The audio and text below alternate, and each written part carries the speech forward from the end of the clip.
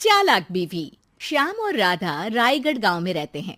वैसे तो उनके अपने घर में ही 2 वक्त का खाना पूरा नहीं पड़ता, लेकिन फिर भी श्याम हर रोज किसी न किसी नए मेहमान को दोपहर के खाने पर घर ले आता है। एक दिन राधा कहती है, ये क्या है जी, जब आपको पता है कि हमारे पास अपना पेट भरने तक का खाना पूरा नहीं होता, फिर क्यों रोज किसी न किसी नए मेहमान को घर लेकर आ जाते हो? ऐसे तो जिंदगी जीना मुश्किल हो जाएगा। मेहमानों को खिलाना पुण्य का काम होता है, इससे भगवान खुश होते हैं। तुम क्यों उसके बीच में आकर पाप की भागीदारी बन रही हो? दोबारा मेरे सामने ऐसी बात मत करना, समझी? इसी तरह राधा बहुत बार श्याम को समझाने की कोशिश करती है, पर वो हर बार एक ही बात बोलकर उसे चुप करा देता है। इन्हें समझाना तो बेकार है। मुझे ही कोई ऐसी तरकीब सोचनी होगी जिससे मेहमान अपने आप ही यहां आना बंद कर दे। राधा तरकीब सोचने में लग जाती है और इसी तरह कुछ दिन बीत जाते हैं। एक सुबह श्याम बिना कुछ बताए जल्दी घर से निकल जाता है और राधा अपने काम में लग जाती है। कुछ घंटों बाद श्याम अपने एक दोस्त के साथ घर वापस आता है। सुनो राधा, आज दोपहर के लिए 3 मेहमानों का खाना बनाकर रखना, और याद रखना उनकी खातिर में कोई कमी ना हो। श्याम की बात पर राधा हैरानी से उसकी तरफ देखने लगती है, लेकिन दोस्त के साथ होने की वजह से कुछ बोल नहीं पाती।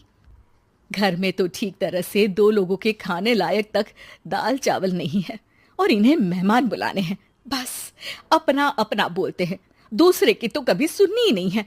क्या करूं मैं? राधा क्या करूं क्या नहीं की उलझन में फंसी ही होती है कि उसके दिमाग में एक तरकीब आती है, जिस पर वो श्याम और उसके दोस्त के घर से बाहर जाते ही रसोई में से सिलबट्टा निकाल कर लाती है। अब मुझे मेरे ये साथी ही इस मुश्किल से बाहर निकालेंगे। राधा सिलबट्टे पर रोली, चावल और हल्दी डालकर उसे मेहमानों के बैठने की जगह पर ले जाकर रख देती है। कुछ ही देर में वो तीनों मेहमान भी घर पहुंच जाते हैं। आइए जी, पधारिए, हमें आपका ही इंतजार था। जी शुक्रिया। श्याम भाई कहाँ हैं? वो ना बस आते ही होंगे, तब तक आप बैठिए ना। जैसे ही वो तीनों अपनी जगह पर बैठते हैं तो सामने पूजा किए सिलबट्टे को रखा देख असमंजस में पड़ जाते हैं। और बहन, ये सिलबट्टे की पूजा कर इसे यहाँ क्यों रखा है? क्या ये आपके यहाँ का कोई रिवाज है? अरे नहीं नहीं, वो तो मेरे पति की मन्नत है, इसलिए पूजा की है। हैं? सिलबट्टे पर कैसी मन्नत? मेरे पति ने मन्नत ली है कि वो अपने मेहमानों को खाना परोसने से पहले इस सिलबट्टे से 3 बार उनके सिर पर मारेंगे। राधा की ये बात सुन तीनों मेहमानों के चेहरों की हवाइयां उड़ जाती है, जिसे देख राधा मन ही मन हंसती हुई उन्हें दिलासा देते हुए कहती है, अरे आप लोग फिक्र मत कीजिए, ज्यादा तेज नहीं मारेंगे, बस 3 बार जरा सी थपकी। और ये सुनते ही तीनों मेहमान डर से कांपते हुए तुरंत अपनी जगह से उठ खड़े होते हैं। अरे अरे, आप सब उठ क्यों गए? मेरे पति बस आते ही होंगे, फिर सब साथ में खाना खाइएगा। अरे जी नहीं, हमें कुछ नहीं खाना। ये कहकर तीनों मेहमान बिना एक पल की और देरी किए घर से बाहर भाग जाते हैं, जिन्हें जाते हुए घर के अंदर आता श्याम देख लेता है। अरे वाह राधा, उन तीनों मेहमानों ने तो बड़ी जल्दी खाना खा लिया। नहीं ना, बिना खाए ही चले गए। अरे वो क्यों? क्योंकि वो खाने से पहले मुझसे ये सिलबट्टा मांग रहे थे, तो मैंने बोल दिया कि मेरी माँ ने दिया है, मैं नहीं दे सकती। बस फिर वैसे ही चले गए। राधा की बात सुन श्याम गुस्से से लाल होकर उस पर चिल्लाने लगता है। तुम पागल हो क्या?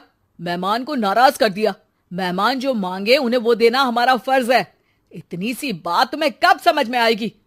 मैं अभी उन्हें ये सिलबट्टा देकर वापस घर में ले आता हूं, तुम खाना तैयार रखना। अब श्याम सिलबट्टा उठाए घर से बाहर निकल जाता है और मेहमानों को ढूंढना शुरू कर देता है, जो उसे पास में ही एक पेड़ के नीचे बैठे दिखते हैं। श्याम उनके पास पहुंचने ही वाला होता है कि वो उसे सिलबट्टे के साथ आता देख दोबारा भागना शुरू कर देते हैं, जिस पर श्याम भी उनके पीछे भागने लगता है। अरे रुको, मैं आप लोगों को ये देना चाहता हूँ। अरे आप लोग रुको तो सही। अरे भाई, ये तो हाथ धोकर पीछे पड़ गया है। अरे जुबान कम और पैर तेज चलाओ।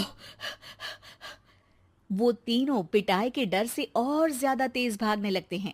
इसी तरह तीनों मेहमान आगे आगे और श्याम सिलबट्टे के साथ उनके पीछे पीछे पूरे गांव में घूमते हैं, जिससे धीरे धीरे गांव में ये खबर फैल जाती है कि श्याम दयालु और उदार इंसान तो है, लेकिन अब से वो किसी की भी मेहमान नवाजी से पहले सिलबट्टे से 3 बार उसके सिर पर मारेगा, जिसके प्रभाव से अब लोग उसके घर खाने पर आना बंद कर देते हैं। मैं तो उन्हें सिलबट्टा देने जा रहा था और लोगों को लगा कि मैं मार रहा हूं।